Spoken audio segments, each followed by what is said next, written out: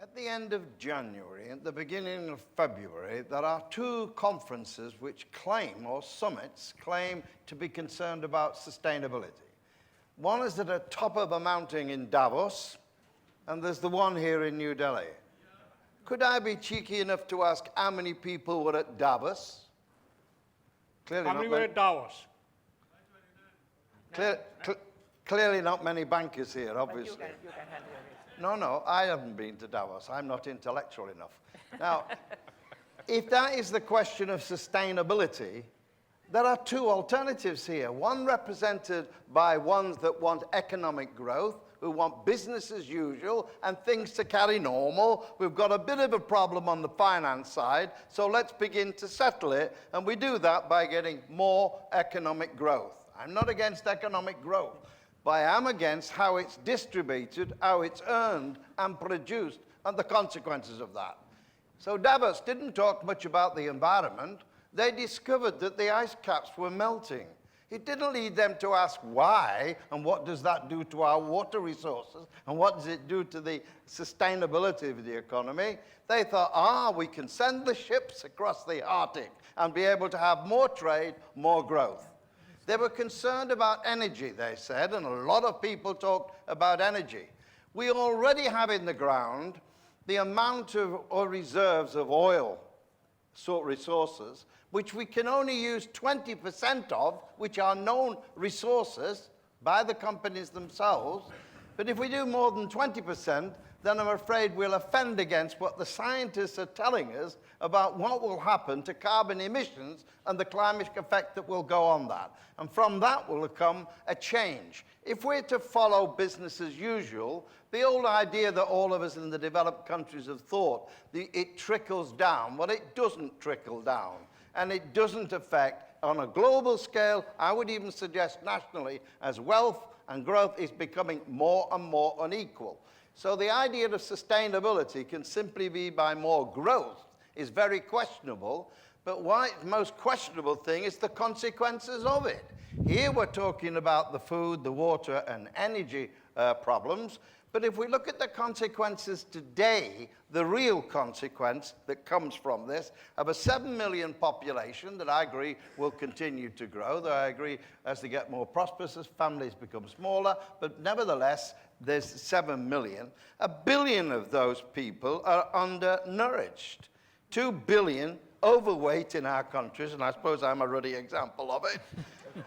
But nevertheless, what we've got is obese in the developing country, got too much food. And what does that lead to? In my country alone, in the work we've done in the Council of Europe, we find that something like 50% of the food we have is already destroyed.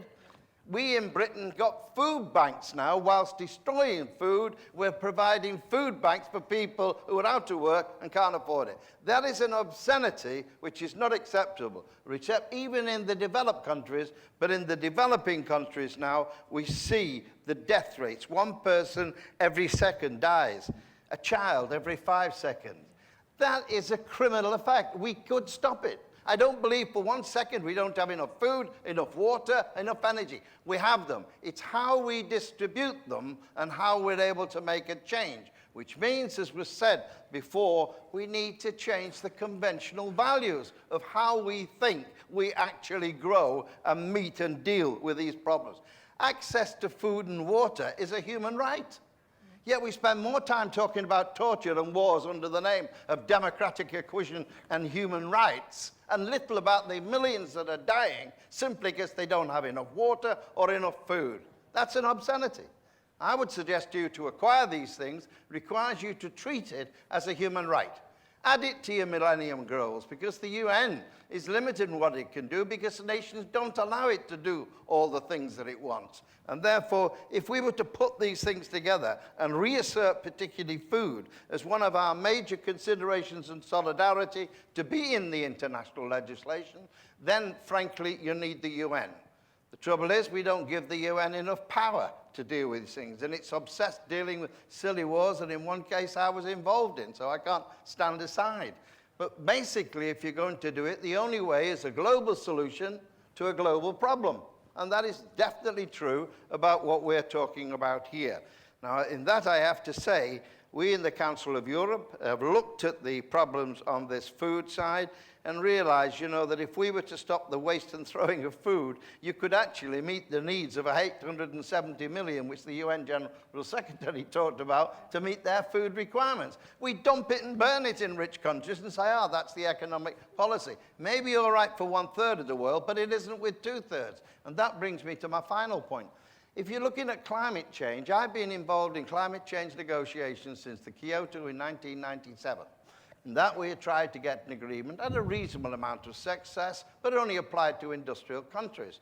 Now it has to apply to 190 countries, and we are meeting constantly now again. It was mentioned, I think it was Dr. Pachauri who made the point, or certainly UN General Secretary, we have to find an agreement on climate change by 2015. That's upon us now. And we're still arguing about legal rights and frameworks and all those. That will be the first test of whether the world is prepared to find a global solution to a global problem. And that's going to be decided in Paris in 2015.